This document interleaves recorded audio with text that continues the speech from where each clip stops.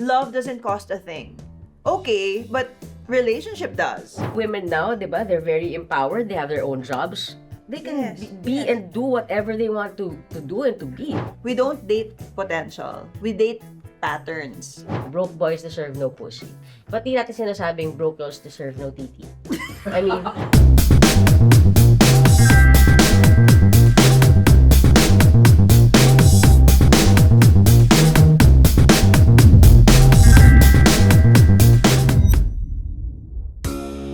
Hi, Talk Sheeters! Welcome to another episode of Talk Sheets with Ice. and Liza, where we strip down and bear it all under the covers. Okay na yun. Kaya pa? Kaya pa?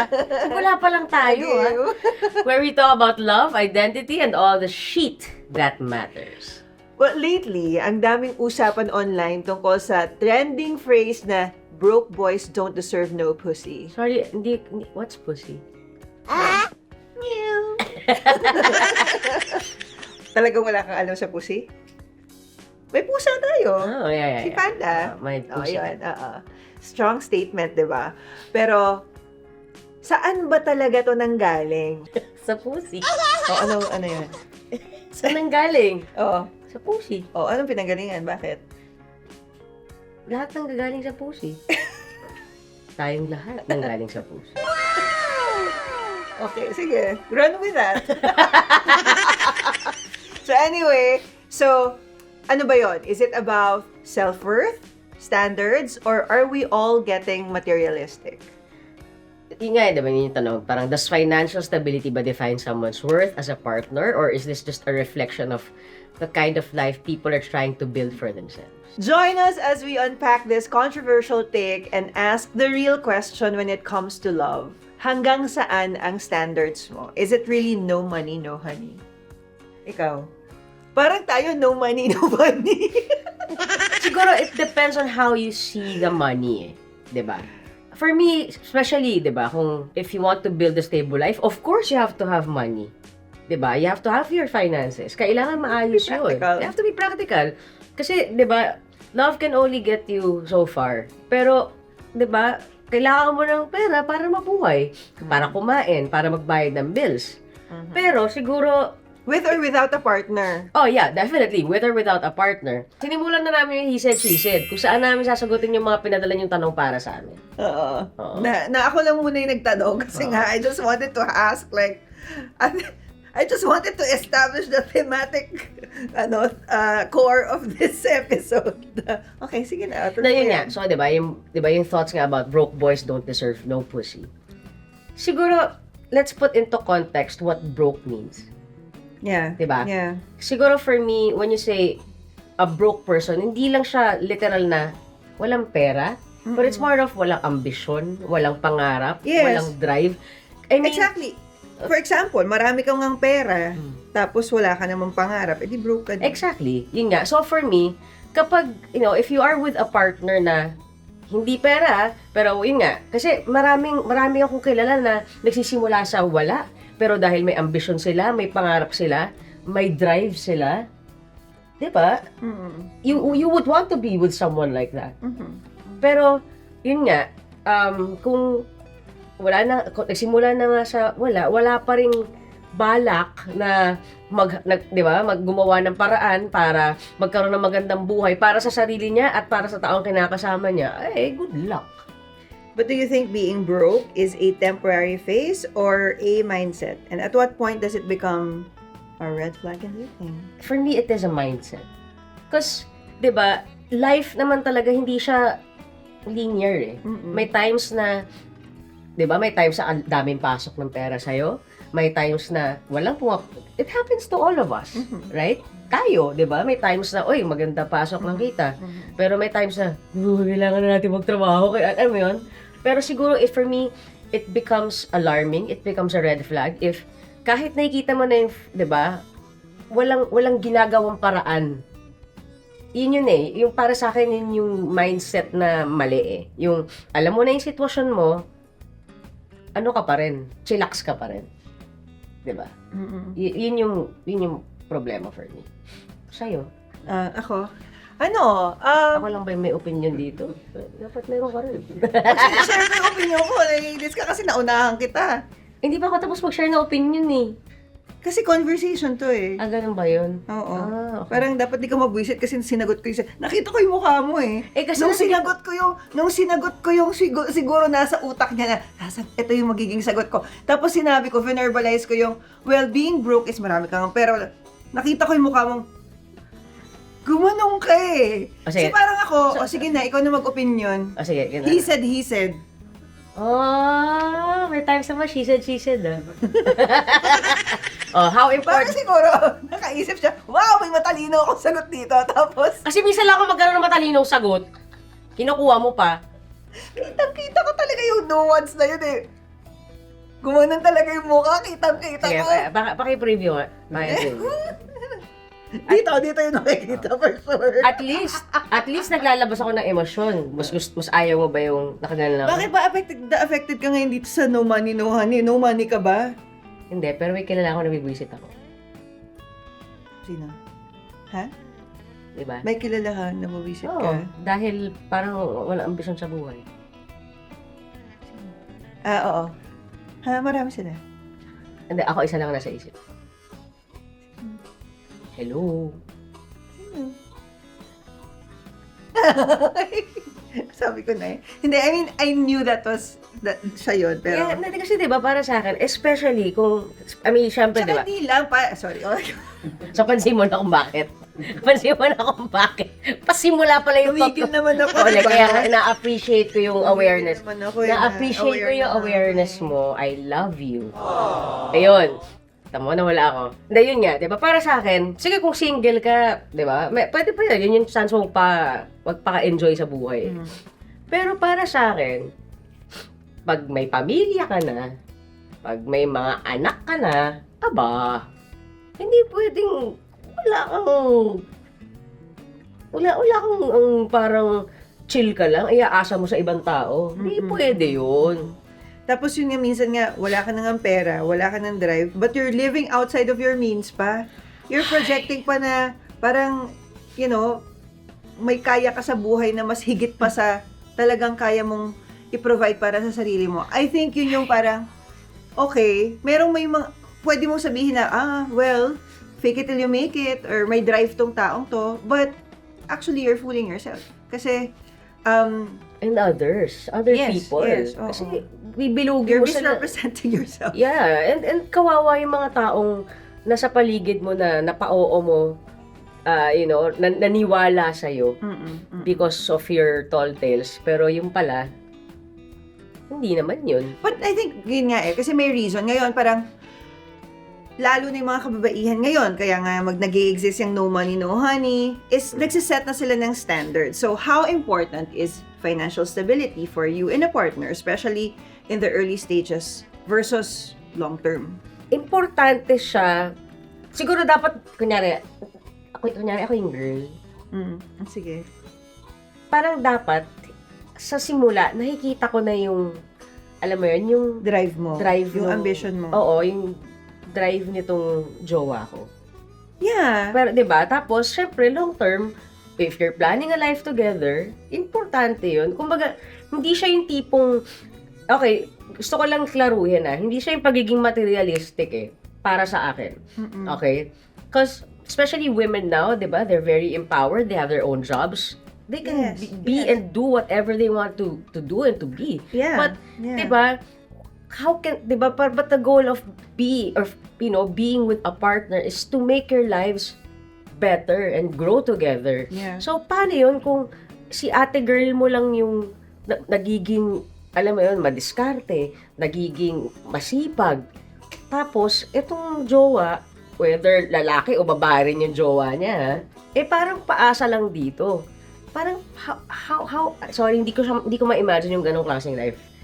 Which means nga na, to your point, ang ibig lang sabihin natin ngayon is, setting standards is not It's important. being materialistic. It's very important. It actually already sets filters for you. Yeah. Na, ito yung standards ko. Kasi, ako rin, sa sarili ko, imi-meet ko yung standards na yun .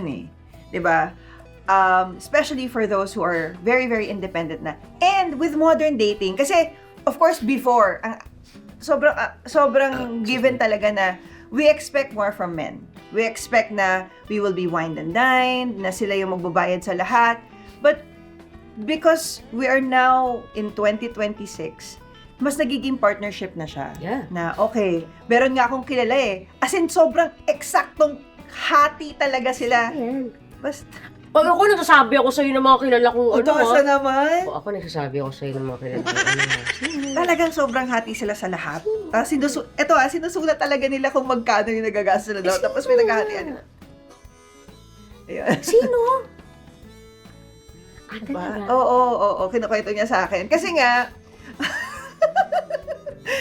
nga, clear sa kanila. And actually, yung mga nakaka-accept ng ganong klaseng setup, the earlier they do that, the stronger the relationship become. Kasi, yung mga assumptions nila sa isa't isa, na-question nila. Kasi umpisa pa lang, pinag-usapan nila, di tayo I think dito, maganda yung ganun nga eh. Yung sa simula pa lang, ito na, di ba, lay everything on the table. Di ba? Ito yung... Pero hindi tayo ganun eh. Oo nga, kasi hindi tayo ganun. Ano tayo? Paano tayo? Ako? Madalas, sa'yo ako nagpapabayad ng mga bagay-bagay. Hindi ba rin Hindi, sa atin? kasi ganito yan. Hindi, parang feeling ko ganito siya. I want you to take care of me because I'm taking care of the house. Gets mo? Yung, di ba, yung so, nakikita ko, the bills. Yung pinaka-major bills, for example. Well, ngayon kasi nabayaran na natin yung bahay Ayan, natin. mayabang na tayo. Yay! So, kahit pa paano medyo, na kami doon, pag nagpaplano kami na, we can get a car.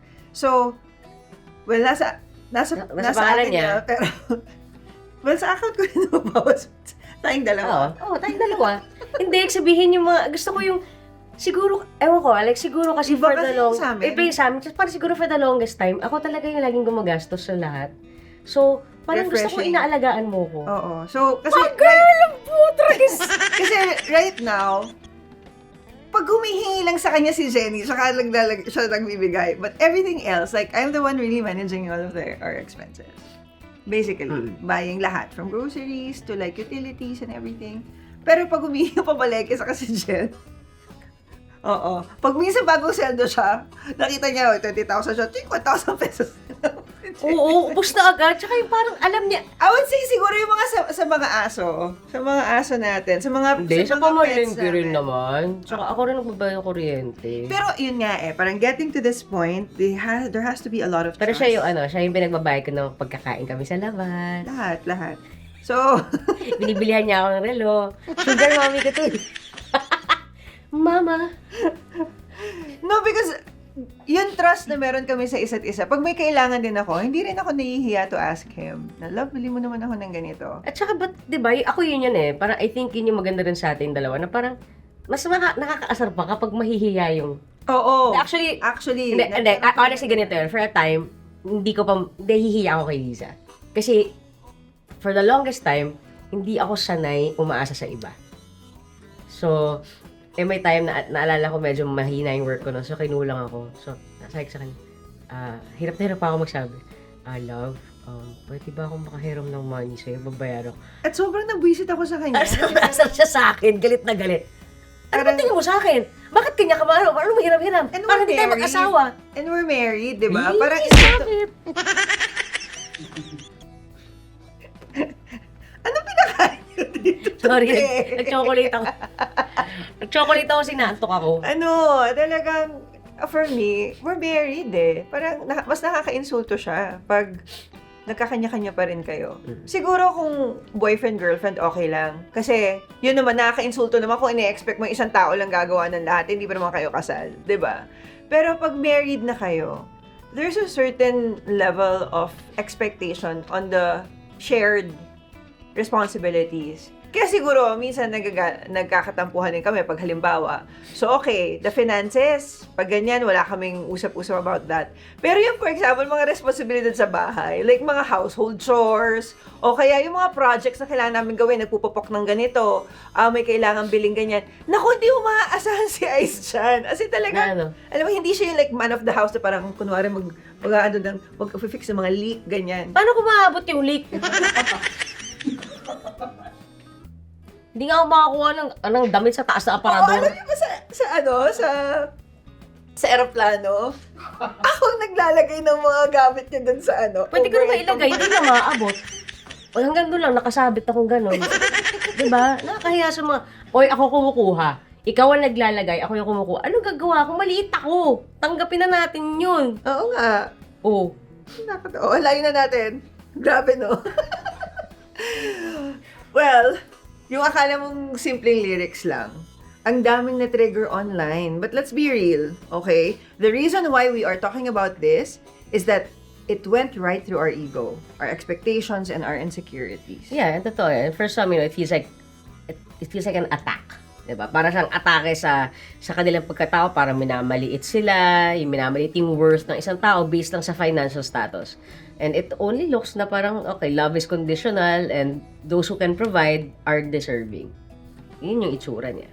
Okay, sige, laro tayo ng game. Na-miss ka na maglaro Oo ng nga eh. game. Okay. Welcome to Sheet Happens! Okay. Okay, let's play pass, date, or provide. May mga ibibigay sa ating scenarios and we have to answer pass, X agad. Hindi mo siya i-consider romantically, whether it's because of lifestyle, mindset, or incompatibility. Ang date naman, pwede mo siya i-date or i-get to know. Provide, siya yung kaya mong i-see for a serious long-term relationship. Okay. Okay, sandali. Hiwalayin ko lang to para ano. May scoring ba to o wala? Wala. Kasi gusto ko lang malaman para lang alam ko kung anong energy yung ibibigay ko. Okay, So, wala kang energy bibigay dito kasi competitive ka. Okay, walang stable job ngayon pero masipag, may sideline at may clear goal sa buhay. Tayo, sabay pa tayo nagtaas. Okay. Meow. Pusi daw eh. Okay. Mayaman, yun na. Mayaman at generous, pero controlling at medyo seloso. Pass. Pwedeng konti explain. Ayoko Okay. ma-explain. Okay. So, ano yun? Mayaman at generous, pero controlling at medyo seloso. Ako, sa akin, mas importante yung dalawang red flag for me to say pass. Kasi yung mayaman at generous, madali mong pag-ipunan yun eh. I mean, you know, Yeah, you can be that. Yeah, You can be, di ba, if masipag ka, kaya mong maging mayaman at kaya mong maging generous. Pero, my God, you don't wanna be with someone who's controlling you kasi mawawalan ka ng capability to, Yes. I cannot. Di ba? Tapos yung medyo seloso, I mean, okay lang kung within reason talaga eh. Pero yung the mere fact pa lang na seloso sila, wala, may insecure na talaga sila sa lahat ng gagawin mo. So, ang gagawin nila sa'yo, isasampal nila sa'yo yung pera nila. At kaya sila generous is because, I can give you all the money that you want, but I control you. But, Oo, conditional. Ako, yun yung conditional for Oh, me. But, you can't be with anyone, you can't even be with your friends when I don't want. Oo. Diba? Akin ka lang. Bye. Kaya kong kitain yung mga pera mo. Okay, average income, 9 to 5 job, responsable pero hindi romantic. Pass. Date. Kasi, Oh, bakit? ngayon ka lang nung maging romantic ah. Hindi naman. Uy, grabe ka naman. May romance naman ako sa katawan dati. Pero hanggang 1 year lang. Pero hanggang 1 year lang. Dati? Oh, Ako yun. Ako yung romantic. oo. Dati. Oh, dati. Oh. Oh.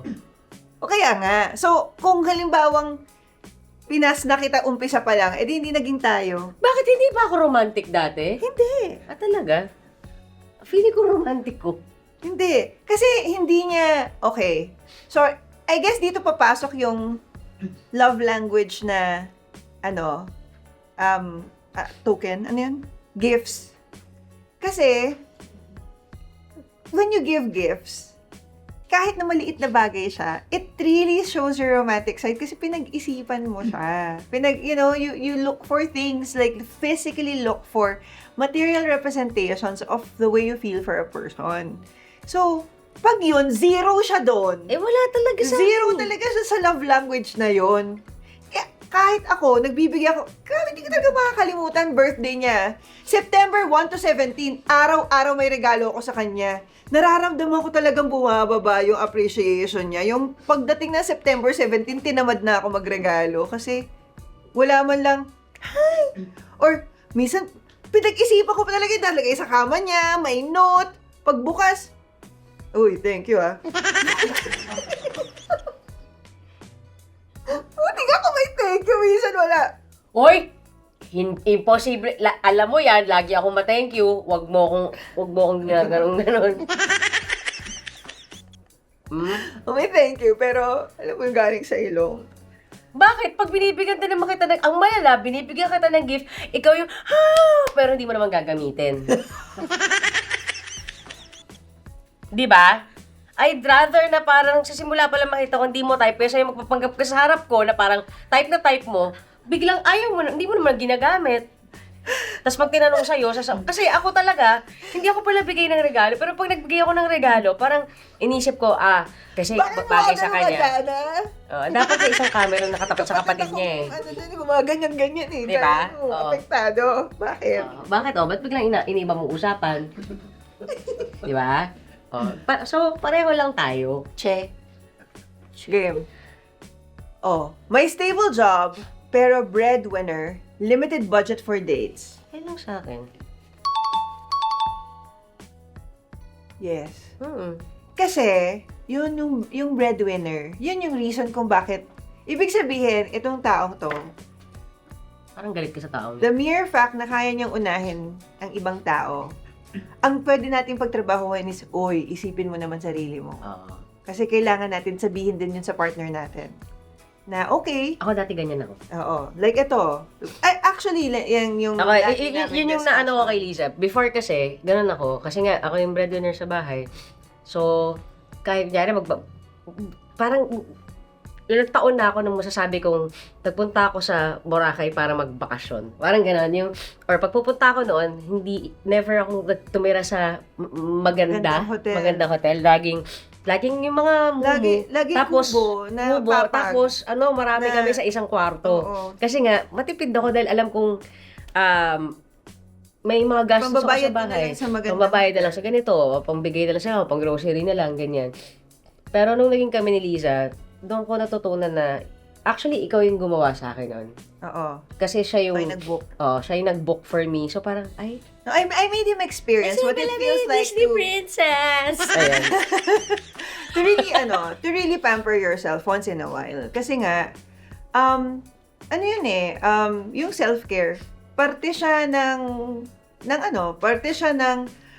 personality development mo para hindi ka magsawang magbigay.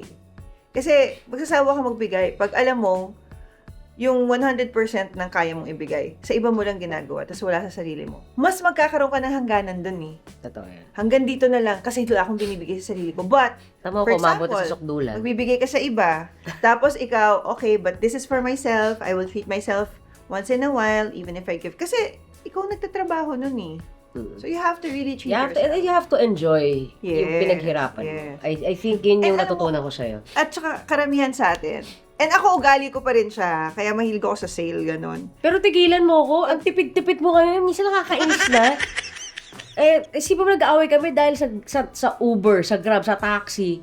Sinasabi ko talaga sa kanya pag nasa bahay kami kasi hilig niya maglakad. Okay? Ako talaga, di ba parang ang liit-liit ng hakbang ko kumpara sa hakbang niya. Tapos pagod na pagod ako, sabi ko sa kanya, love, mag-Uber tayo. Love, ang mahal na Uber. Sabi ko, love, kaya tayo nagtatrabaho para may pang-taxi tayo, may pang-Uber tayo. Uy, natuto na ako, Okay. Nag-Europe kami, nag-Uber kami. Biro mo, 13 euros. Parang 1 kilometro lang tinawid namin. Kakahinayang naman to, 1,000 pesos na to. But, anong nabigay nun? Hindi ako napagod. Oo, tsaka hindi siya busangot. Kasi, di ba, naglakad. It's worth the 1,000 pesos. Di ba, naglakad nga tayo, Pero away imagine mo, naman. 5 yung pinuntahan namin. 5,000 a day! Oh my God! Pero yung kinakain namin, hindi, mahal din naman pala. O basta, ayun. So, natututo na kami ngayon. Natututo na kami to Hindi, balanse hindi naman manghinayang. Hindi, balanse lang naman kasi kami. Dahil kami ni Liza, pag mabiyahe kami, economy kami. Okay? So, yun pa lang, malaking tipid na. Tapos, hindi kami nagsistay sa magandang Yes. hotel. Oo. Doon kami sa mga mumu.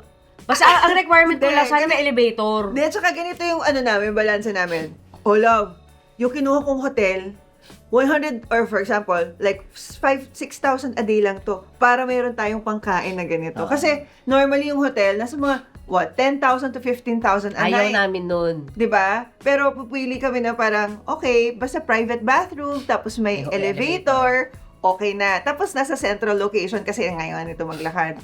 Pero, yung matitipid namin na yun yung gagastusin namin pangkain. So, you know, it's di namin na-feel na parang we're depriving ourselves. Yes.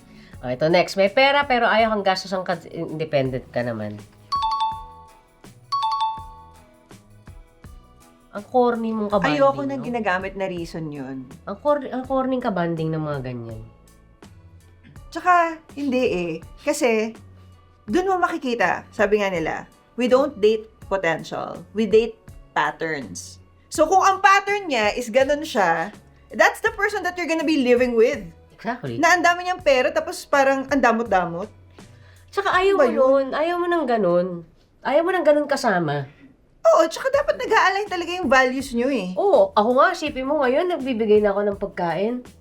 Oh, ito, madamot dati. Sa pagkain. OMG! Di ko talaga alam ko na kwento ko na to in one of the episodes, pero ikukwento ko lang ulit kasi 'di ba? Bagay siya sa ngayon. Okay, si Ice talaga, in fairness naman talaga tatanungin ka niya, anong gusto mo kainin? Tapos syempre at that time, siguro wala ka pa naiisip, parang nauumoy kasi mga nakikita mo sa menu board, so order siya. Umorder siya, so uupo na kami. Iba yung in-order ko. Gusto ko lang naman tikman kung anong kinakain niya. So, Love, paano gusto mo tikman? Obvious naman kung anong lasa ng balat ng manok yun. First time, kung titikim ng balat ng okay, manok. to my defense, akala ko talaga, tinabi niya dahil hindi niya gusto. Save the best for last. As in, isang buo, imagine din yun. Imagine mo yung, alam mo, Isang sa ganun, buong isang manok na At saka balat. chicken joy yan, love. Anong titikman? Tapos nilagay niya sa gilid. Sabi ko, ayaw niya yun. Kinain ko. Ano yung talaga, di ba yung sa yung sa tayo, yung pag gano'n mo, yung kasama yung sa dulo ng puwet, yung talagang parang, wow, shit, so ini-imagine mo na yung lasa no sa dulo, di ba? Sabi ko, Tapos biglang, ayaw mo? Ayaw mo nito? sana mo lang tinanong mo, love, gusto mo ba? Ayaw mo ba? Hindi, uy, ayaw mo. Pero talaga, tas talaga siya pa yung may ganang, bakit? Ayaw kong bigyan? Hindi, sige, sa'yo na lang. Galit ako. Galit na galit ako. Bakit? Hindi talaga, sininda ko talaga. Bakit? Gaganon din mo ako katulad ng ginagawa mo sa mga ex mo. Ay, At di natuto na siya. Share everything. Sana natuto ka rin. Huwag kang basta kukuha ng balat. Love balat yun. Nung ko lang napagtanto na paborito mo naman pala yung balat ng chicken. Mga po ba? Okay. Okay. When we say broke, ano ba talaga yung definition nun? Temporary situation, lack of ambition, or financial responsibility? Okay. Irresponsibility. Financial irresponsibility. Okay. Pwede siya kahit alin doon sa tatlo. Kasi nga, yung pagiging broke ng isang tao, hindi lang siya related sa finances ng tao. Ikaw na nagsabi, mindset siya. Diba? Or we can call a person broke kasi may pera ka, wala kang direksyon. That's broke. Yeah. Meron namang marami kang ambisyon pero Wala kang drive. hindi, pero wala kang pera ngayon, di broke ka din. Diba? I mean, pero hindi siya broken. Kasi feeling mo kakaroon naman siya ng pera in the future. Ako, for me, I will take out the temporary situation. Because yun nga as long as you have ambition and you are responsible, you can always get out of the temporary situation. Diba? But if you lack the two, wala kang ambisyon at hindi ka responsable, you will always be broke. Sorry, iniisip ko yung mga sinagot ko. Ano meron doon? Hindi! Ano yun? Sino na?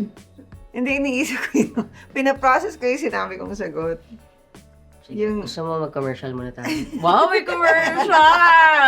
Pagbabalik po ang Talk Sheets with Ice and Liza.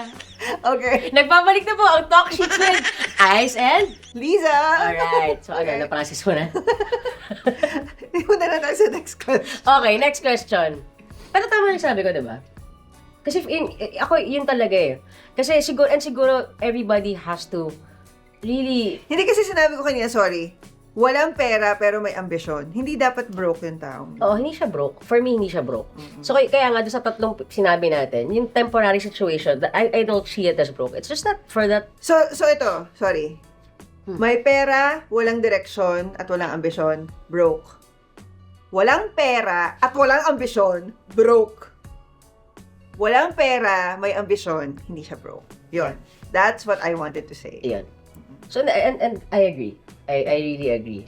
Kasi yun nga, 'di ba? Lahat tayo siguro sa 42 years na buhay ako sa mundong to, sa 40 years almost na nagtatrabaho ako, life is always a roller coaster. May mga panahong nasa ruro ka ng tagumpay, may mga panahong sadsad na sadsad ka. And of course, 'di ba? Ang income mo will depend on your job eh. Especially with me, like ako, I am a freelancer, 'di ba? So, 'di ba, may days na there would be times I feel, puta na, wala na akong pera. Shit.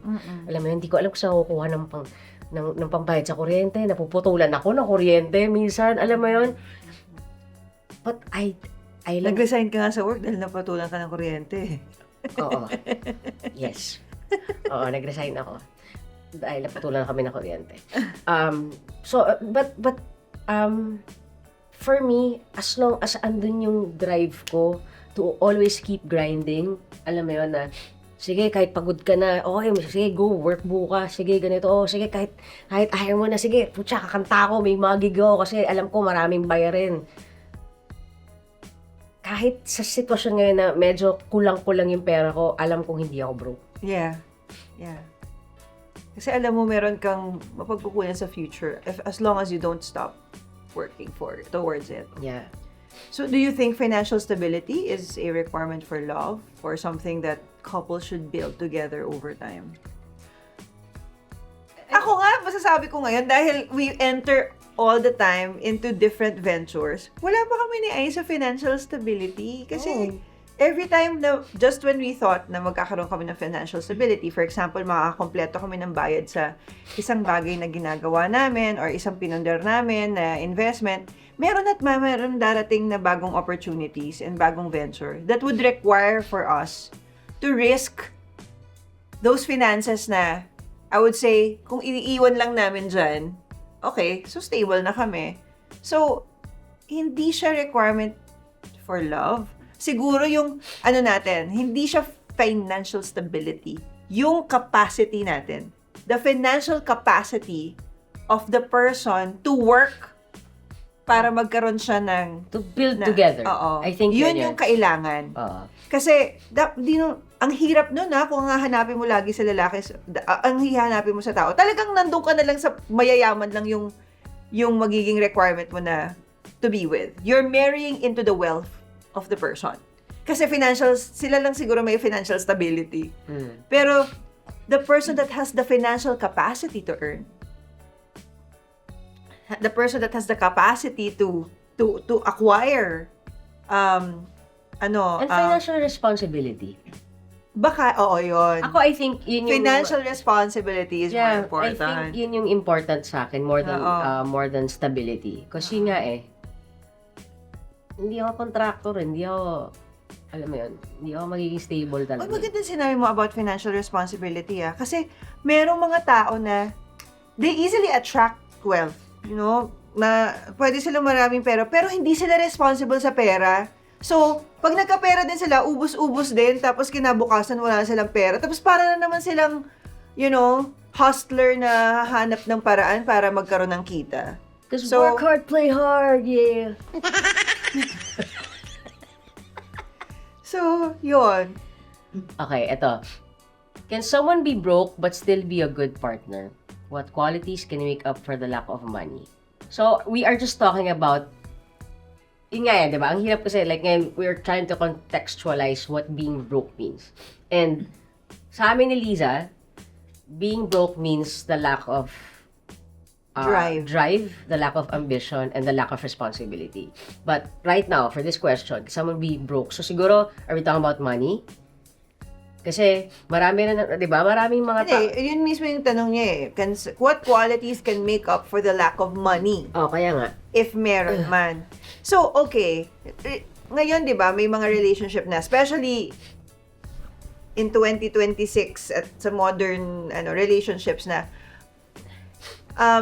may mga, man of the house. Parang house band. Parang ganon. Sila yung nasa bahay to take care of the kids while the mother is working or where the wife is working. I-judge mo ba sila?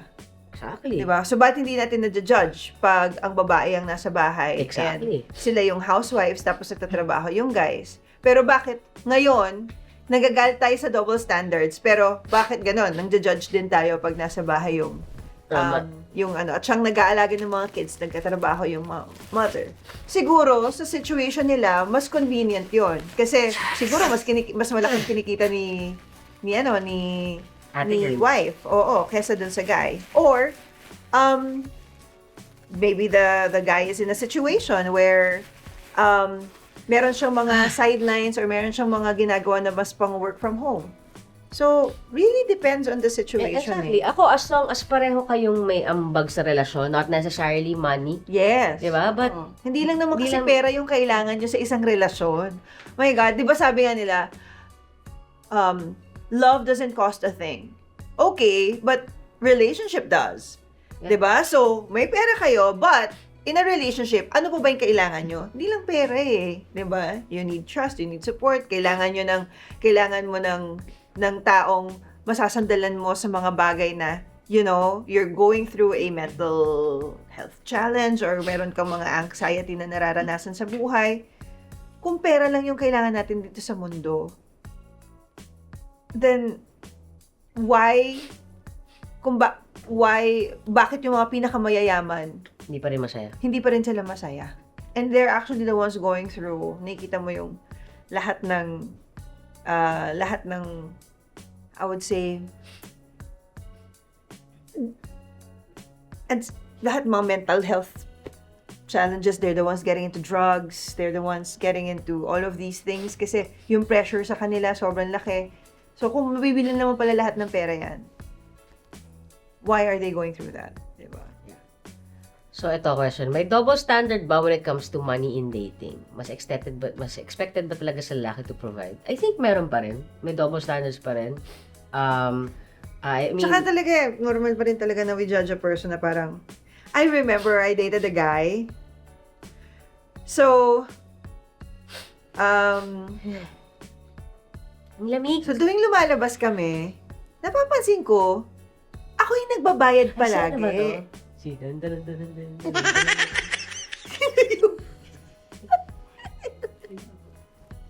Oo. Oo, yung parang, alam mo yung ang gwapo-gwapo niya, tapos, Parang di na makagwapo na. Ito ko yung picture. talaga, judge. Yung nakikita in person, gwapo yun. So, we would go out. Tapos, ako nagbabayad lagi. So, inaliligaw ko pa lang sa akin eh. 'Di ba? Parang, Pinayagan mo yun? Nanliligaw pala sa'yo? Ikaw na nagbabayad? Ano ba yan, Lisa Dino, Standards mo, oh, ayun na. So, sinagot na niya. 'Di ba? I don't need to justify why I really confronted the guy. You know what? This is not working. Pinapakita mo pa lang sa akin kung ano yung pwedeng maging future ko sa'yo. Pinapakita mo sa akin na magugutom ako sa'yo. So, yun. Buti sana nagte-take turns kayo. At saka, oo, buti sana. Alam mo, O, ikaw naman today, at saka, ha? hindi siya pa talaga nabibili ko sa akin. Tapos, pagka-order namin, nakatingin na siya sa akin. Siyempre, ako kasi, pinaka-ayoko talagang pinag-aawayan, pera. Pinaka-ayokong nagiging, that's my personality. Actually, pag kumakain kami sa labas, or, I mean, even the team, the staff, sobrang ko yung magtuturuan. I hate that. Like, kung ako, Lagi niya kami binovolunteer. Okay lang siyempre sa staff, okay lang. Minsan may pag-meeting. Tapos, alam naman namin mas mayaman sa amin yung mga ka-meeting namin. Kami pa maglalabas. Love card mo. kasi ayoko talaga. Sila naman nagtawag ng meeting. Ayoko na may utang na loob. Kung sino nagtawag ng meeting, sila magbabayad. Yun. That's the rule. Talagang tinignan ako ni Ice eh. Kasi naman, putya, tayo dalawa lang. Sila parang 4, 5. Ba't ko papakain yung 4, 5? Ayusin mo rin yung standards mo, girl. Kasi, pa talaga, ayoko na yung nasasabi sa akin yung tao pagdating sa... Kung may masabi sa'yo, ako masasabi sa kanila, excuse me, 4, 5 kayo. 2 lang kami. Anyway. Mahal pa lang hinainan namin. Gets ko sana kung, di ba, kami yung nagyaya eh. Hindi eh. Anyway. How do you differentiate between supporting your partner and enabling lack of responsibility? Okay. Ang supporting is, okay, wala siyang pera ngayon, pero nagtatrabaho naman, tsaka Or may nakikita drive. mong gumagawa ng Oo. paraan para makahanap. Diba? Siguro for me, enabling is, alam mong dahil nandiyan ka, Ikaw na yung nagiging parasite na siya. Oo. Kumbaga, kala mo, ako na muna yan, or you're covering for the lack of the things na ginagawa niya. Ay, at some point, nagiging enabler ka na. Kasi hindi mo siya pinupush na na parang, ako na lang sasalo. Ako na sasalo nito, o ako na muna bahala dito. Kala mo, tumutulong ka kasi you're relieving the person of the pressure, the burden. Pero, kinukonsentrate mo rin siya at lalong hindi siya magkakaroon ng drive to work kasi at some point, because it becomes a pattern, siya naman yan eh. And Hindi ko na ako, kailangan ito trabaho. yung, sa buhay ko, ito yung natutunan ko. Hanggat ang tao may fallback, hindi siya magkakaroon ng init sa puwet na, shit, kailangan kong tapusin to, kailangan kong gawin to, kailangan kong, hanggat alam niya na, hindi, kahit hindi sa partner hindi, dyan naman nanay ko eh, dyan naman tatay ko eh, dyan naman kapatid ko eh. O kaya yung Hanggat understood may mo kasama talaga, siya. yung understood mo talaga na parang, pag nakita nilang hindi ko kaya, yan, to the rescue agad yan. Then you're enabling na. And for me, that's the worst. Because, dahil, kumbaga, because that becomes a pattern. Tatanda na lang yung mga tao din na nagiging parasite sa buhay mo. Na wala na rin silang drive kasi nasanay na sila eh. Nasanay na sila. And I think tayo, pag nakakakita tayo ng mga ganun sa paligid natin, we really have to break that, Cycle. That cycle.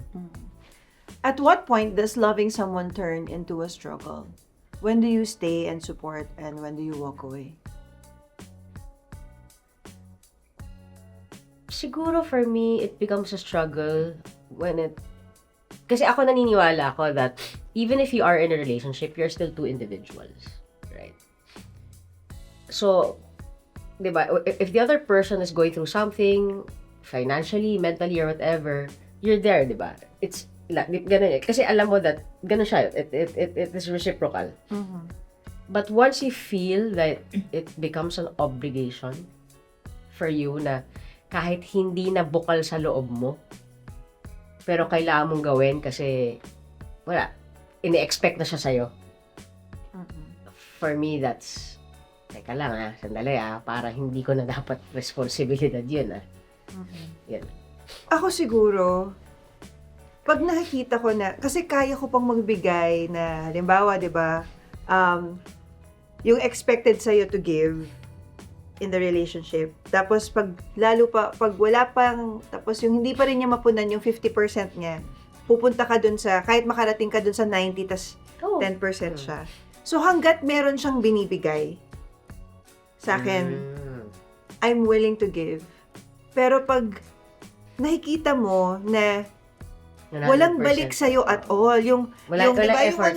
100% nyo, hindi naman yan 50-50 lagi Yeah. Diba? Pag talagang hindi kaya ng tao, like for example, when you guys are going through a mental health struggle, one partner can't really give anything. For example, at the time that you were really depressed, you're not just giving 50%, you're giving 95%. And the person you're with can only give 5%. Not because yun lang talaga yung not because ayaw nila magbigay, pero hanggang dun lang yung kaya nilang bigay at the moment. So for me, it shouldn't be a reason for you to walk away. Kasi darating yung time that the tables will turn and ikaw naman yung hindi pa makakapagbigay masyado, pero the person is going to meet you more than halfway. But if, for example, nandun kayo sa sitwasyon na itong 5% na to, alam mo namang may kaya siyang ibigay, tapos parang wala talaga siyang pakialam, and nakikita mo talaga na siya mismo parang wala nang gana sa relationship or wala nang gustong iambag, then maybe it's time to walk away. Kasi baka hindi ka lang nagiging sensitive sa gusto niyang sabihin sa'yo na the person wants it done, or parang kung siya mismo sa sarili niya, ayaw niya nang tulungan yung sarili niya kasi wala na siyang pakialam. And I think ang importante din is somehow, kahit pa ikaw yung nagbibigay na 95%, it's very human for us to just at least get some sort of appreciation. Kasi hindi naman totoo yun yung parang bibigay ka na tapos wala kang expectation. Hindi kasi God. Importante yung appreciation eh. So like for example, even when you were going through that before, wala kang maibigay for yourself, pero nararamdaman ko na na-appreciate mo yun kahit pa paano. Love, thank you. Ganun lang. It's more than enough for me. So, we need to be sensitive of each other's needs. And we need to show up and be there for each other. And if the person is incapable of that, somehow, kahit non-verbal, maramdaman mo yun. Parang ang dami mong laway, no? Kaya nag-ano ka. Hindi, kaya pag natutulog kami, yung parang natutulog kami, tapos bigla na siya uubo. Eh, bigla siya uubo, yung talaga yung yung parang pang matandang ubo, tapos parang feeling ko dahil sa laway. Ano? Dahil sa laway, madami.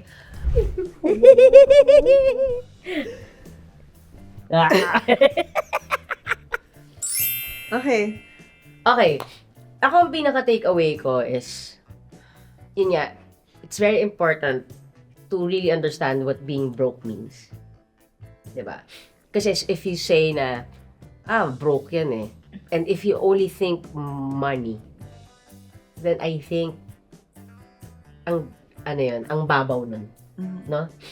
Yeah, whether you agree or not sa lyrics na, broke boys don't deserve no pussy, let's still be considerate and keep in mind that, not everyone starts with the same opportunities. Exactly, yes! Napaka-importante Yes. nun. Actually, dapat isa yun sa mga una nating sinabi. Sometimes you're really not born into wealth, di ba? Most of the time, hello. Pinanganak ka na, hindi ka talaga, you were not born with money. I remember, So, lahat kami ni Liza, may pinag-usapan tayo. Sabi ko, napaproud ako. Mas proud ako to be friends with people or to be with people na alam kong nanggaling sa wala. Pero dahil sa sipag at tiyaga at sa, alam mo yun, sa tenacity, nakarating sa gusto nilang marating. Kaysa doon sa mga pinanganak na punong-puno ng karangyaan, ng kayamanan, pero Pero ako rin parang gusto ko lang din i-clarify dito na yung mga yung mga nagsasabi ng mga no money, no honey, yung broke boys don't deserve no pussy. I think it's all about context din na Pero bakit, when you become materialistic, hindi rin naman pwedeng i-judge yung mga taong nagiging materialistic. Siguro, sa kanila lang, it's more of like a metaphor to the standards that they are now setting for themselves. Or siguro they've been through so much in life that nakita rin nila if you are with a person with basically no drive, you know. Pero ako, At siguro talaga nagiging practical and realistic lang sila. Lalo ngayon, di ba? I'm a very driven, empowered person. So, I expect to be with a person who's as empowered and as driven as myself para hindi tayo magkaroon ng ang problema. hirap nun kapag Parang mas ganun. driven as you, ha? Medyo ang taas mo dun. Nakakapagod maging driven as you. I'm just saying. Grabe ka naman. No, grabe ka ka-driven. Eh, why are you with me? Ano, hindi lang ako makaka-keep up. Oh, Hindi, grabe. Hindi. Oh, yeah, revelation yun. Kaya ko mag-keep up sa'yo siguro ng mga 24 hours. After no, kailangan magpahinga. Ikaw kasi, yung pagiging driven mo, 24/7. Sige, ano mo yan? Ang sinasabi ko lang, yung pagiging... Explain mo yan naman. Kaya mo ng long haul. Ako, pautot-utot. Parang... Okay, kaya... Pautot-utot. Kaya... Anong klase? Anong graphics meron kayo sa gagawin niyo sa... Yan na lang. Ikaw kaya mo, dire-diretso lipad. Ha? Kunyari lumilipad. Pag nag-take off ka na, kaya mo diretso, mahaba. 1 week, dire-diretso. Ako, Akala ko pa naman. sadali, kasi patapusin mo ako. Ako, pag ano ko, so, kailangan ko ng may rest. Ikaw, yung pagiging driven mo, it never stops. Like si Liza, ito, kanina lang, pagising niya kanina umaga. Love, tingnan mo itong ginawa ko. Ako yung tipong, kasi iutak ko nagka-catch up pa lang sa mata ko. Alam mo yung ganun siya. But I appreciate that about you. And I appreciate that hindi mo rin ako pinipilit to be on your level. Pero I have a question, and I feel ito yung double standard, di ba? Diba? Broke boys deserve no pussy. Pati natin sinasabing broke girls deserve no titi. I mean, that's just a question.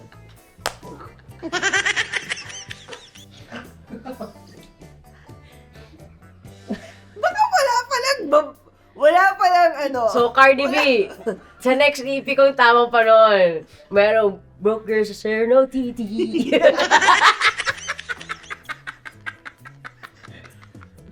Okay. Anyway.